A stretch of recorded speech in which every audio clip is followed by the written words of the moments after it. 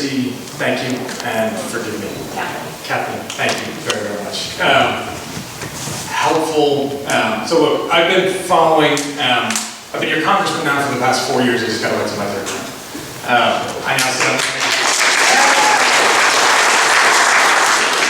Thank you.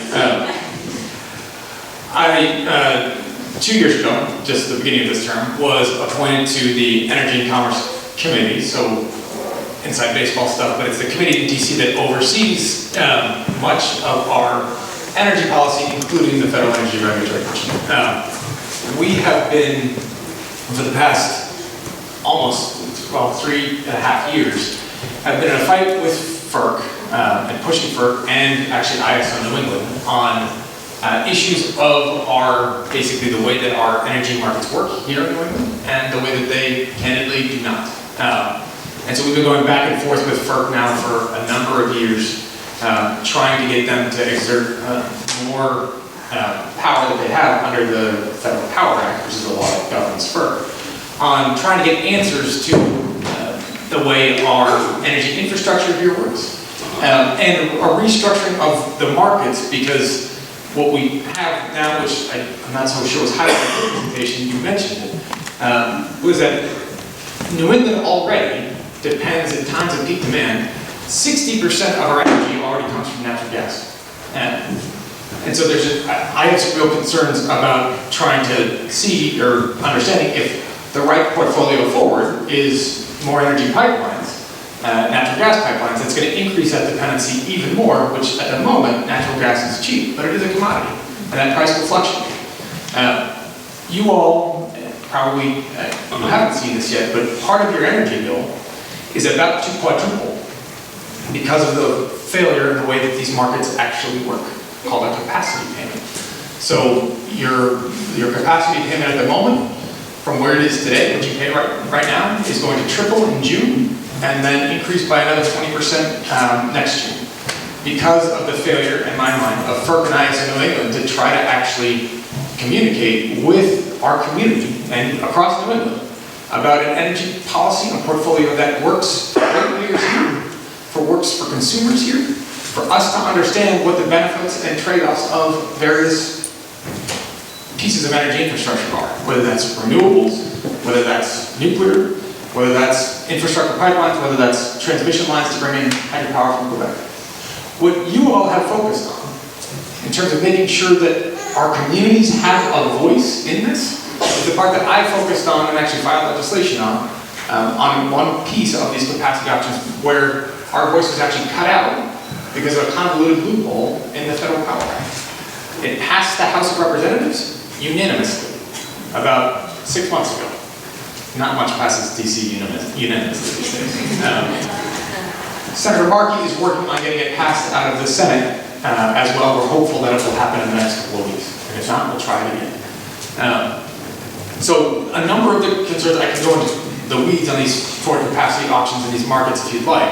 That's not the main reason why you're here today, but I bring that up as background so that you know that 1, we have to pay attention to ISO New England's role, 2, FERC's role, 3, trying to ensure that these policies, when they are put in place, ensure that local communities have a say in what happens in our own backyard.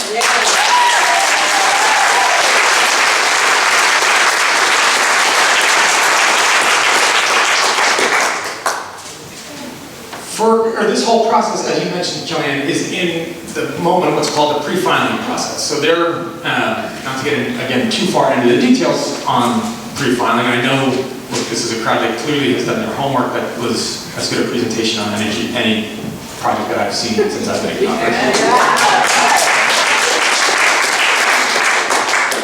That pre-filing process is where these energy companies essentially go through and gather the data, and tellingly, there is not a role at this point for much of that public comment period, where they basically are going through a feasibility study to say, does this make sense? Put the view of the community aside for a second, which we can argue as to whether that's actually the right way to go about that process to begin with. Before even hearing this, and of all of the slides that you had up there, the one that was probably the most outrageous to me were the 82 questions that you put up and the 4 or 5 answers that you got back in response. That is not the way that anybody should be dealing with a community that is going to bear the risks of a massive infrastructure project, period. It's just not the way it should be done. So,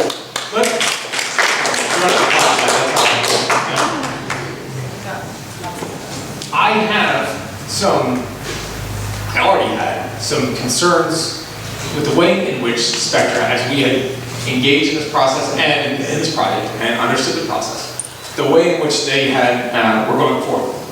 Clearly, Kellyanne talked about Supreme Judicial Court decision about for those of you that were following this, the infrastructure payment that was going to be put into their business model to pass additional costs along to the ratepayers.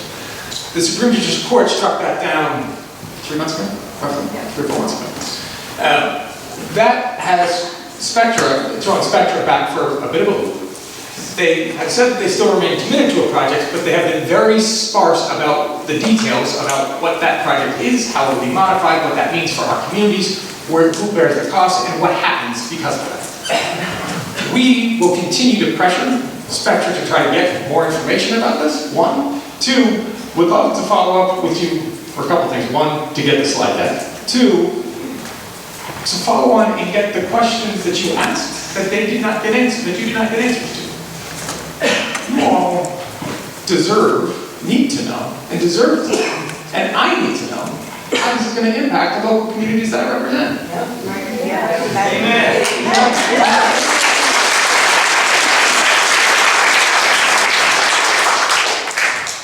Vague discussions about, and as important as they are, the overarching structure of those energy markets, they are critically important because they set the structures by which individual projects are evaluated. But relying solely on that 50,000 foot level is one thing, and it might be a way to go through this process when a pipeline isn't coming in your backyard, and a compressor station isn't going to come in the backyard of your kids' schools. I'm sorry? The school's right in the area. If we are going to, the community is going to understand, the community has to understand, we all have to understand the details of this project before it goes any further. Now, I understand Spectra might not know some of these details, but they deserve, given the results of that Supreme Court case, we have to understand this better. So I would love to work with you guys, all of you, whoever you need, all of you. Now this is big enough to fit all of you in. Work with you guys at large, but whoever you designate, to try to make sure that we get answers to these questions so that we understand the impact of what this is going to mean for all of us should they decide to continue forward with this project. And I, just so we're clear, have very real concerns that this project is actually going to be beneficial to New England as a whole anyway. In which case, if we are just a pass-through for international export for gas, no thanks, no thanks.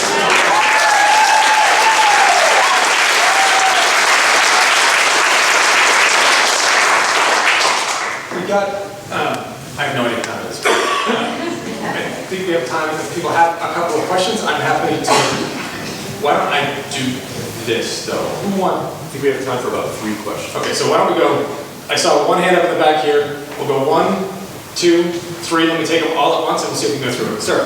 Congressman Kennedy, thank you so much for taking the time to speak with us. We appreciate it. What can we do to help you stop this, what we see as a pending disaster in our community? 100 people in our room is a pretty good way to start.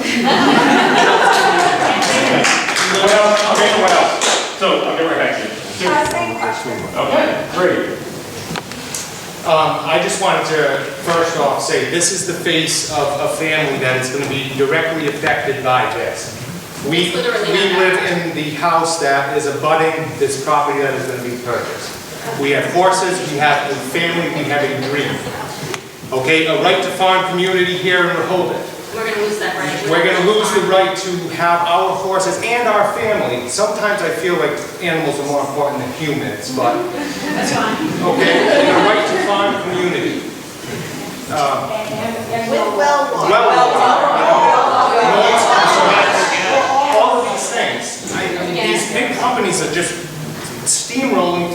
like this. This is the face. What can we do to bring in other organizations, the agricultural, all of these things? How is this not a bigger voice from all these other things that is just FERC? And there's one, I'll take one more answer. I think one of the things here is that it's so clear. I work for a regional bank. I'm a vice president. I do risk assessments. There's no benefit whatsoever. That economics, you do pure cost benefit analysis. There's nothing. This isn't a question of information. This isn't a question of detail. This has been, you said the presentation was superb. It is. And that's because we have all the information. This is a question of advocacy and information and getting out to people. Times are uncertain right now. You will find no better example of local America. This is national America. This is a national issue too. You look at things that Senator Sanders has said, Senator Warren has said some very inspirational things about these are the times to stick up for what you believe in and say what you mean and say it loud because you have to, because people will take your rights away from you if you don't.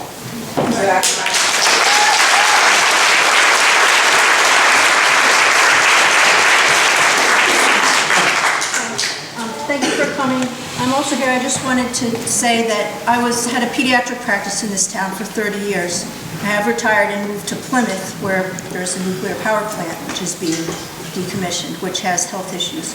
But for all the children of Rehoboth going forward, I'm very concerned if this compressor station came to town with the emissions and the effect it would have on their air that they breathe and our wells.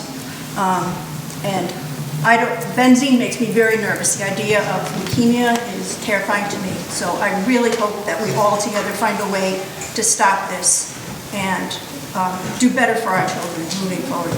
So, Can I just say one thing? Yeah. I want to also have you take into account, it's not just Rehoboth. The borders Alabama, Seacock, and the effects that are noted and documented span out to 5 miles. I represent all those towns, trust me, I know it's not gonna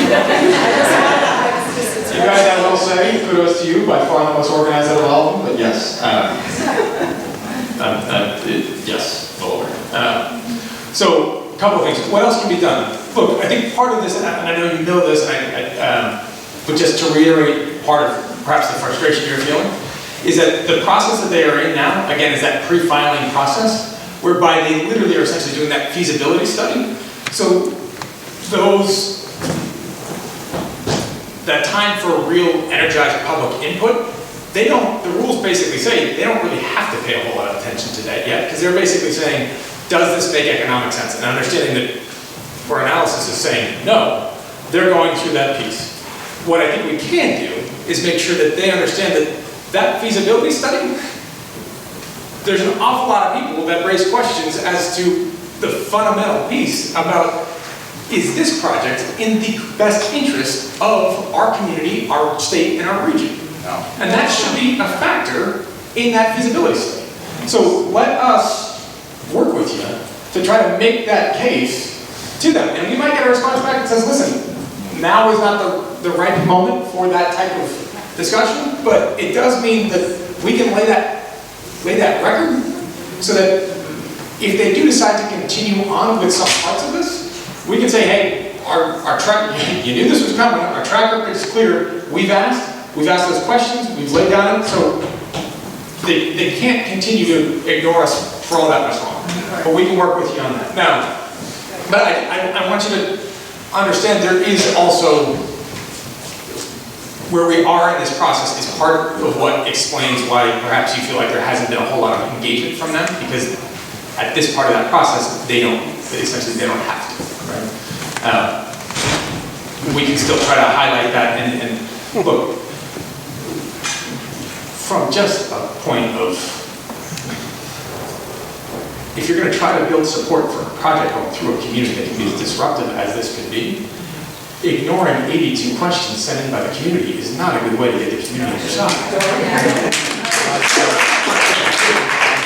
So, can you help us with Governor Baker?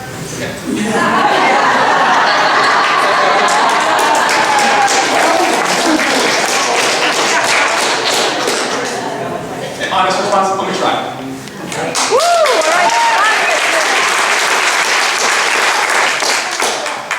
and forgive me for asking, look, I can speak to this as an elected official.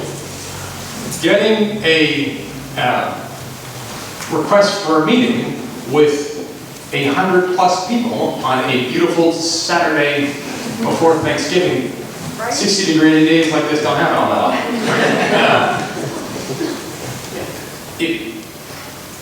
If I'm going to represent you, I have to be here. Have you tried sending that letter to Governor Baker saying there's 150 of your constituents that want a meeting with you or your specific designee? We've told them there's 1,000. His phone number. Our group is 1,000, it's from 1,000. Okay. They're just not all here. Thanks for not filling up 1,000. So let me take that to Governor Baker. Okay.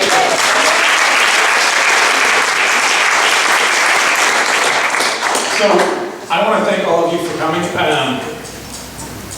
This does, everybody here, even if you didn't get a chance to ask a question, please do know this.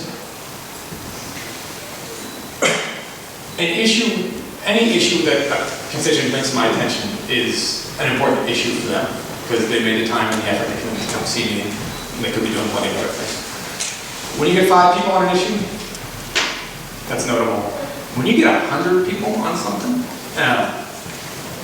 that sends a very important signal. So the very fact that all of you are here today, whether we had a chance to meet or not, whether we spoke or not, whether we asked a question or not, your presence speaks volumes about how important this and this community is for you. And sir, I take your point very well, that look, if you're living here, you've made a choice to live here for a lifestyle, to be part of a community, because this is a pretty special, beautiful spot, even if you can't see the slides. But it means, just drive through. It does mean if the choice that you made to come here is going to be put into question by a decision that somebody else makes without knowing the community. Exactly. And that's not right. Yep.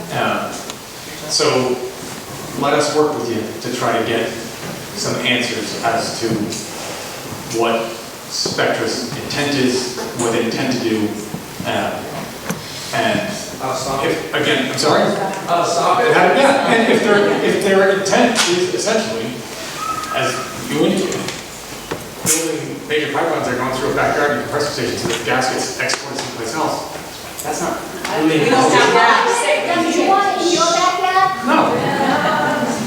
We don't have gas. I just moved there 3 years ago. I live on 504 Tremont Street, not very far from Finnegan's Way. Okay? We put in our backyard a beautiful garden that I couldn't have in the city, right? We made it organic. Organic.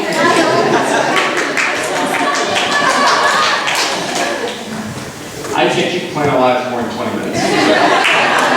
More kudos to you. Yeah, sir. One more. What I'm concerned with is the 120 acres they want to acquire. Speak up a little bit for me. The 120 acres they want to acquire, is it going to happen what happened in Burrillville, where eventually they're going to put a power plant in? But our town board asked if we could have some kind of a no build for 10 years. Spectra couldn't answer that question. They stopped. They didn't want to say that, anything. So there is more than we think is going on. Let's get some answers. All right. Okay, everybody. So Kellyanne, Tracy, Kathleen, let's